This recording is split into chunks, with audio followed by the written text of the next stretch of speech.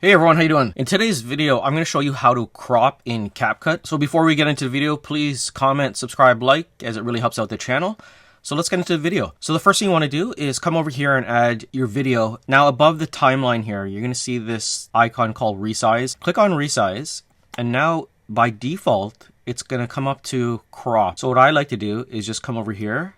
And you can see what I want to do is I want to remove this part, which is while I'm doing videos, I want to remove my desktop frame. I just want to show the Camtasia part or this window that I want. I want to remove my desktop icons, etc.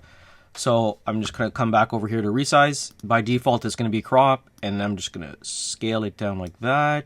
Remove my icons and then click on confirm. And now if I want to see if that looks okay, I'm just going to expand that and going to see if that looks okay. And right now I can see that it's a little bit cut off here. I'm going to press escape on my toolbar and I'm going to go back into resize. Default is crop, and I'm just going to move it just up a little bit. I'm going to click on confirm, look at it, and that looks great.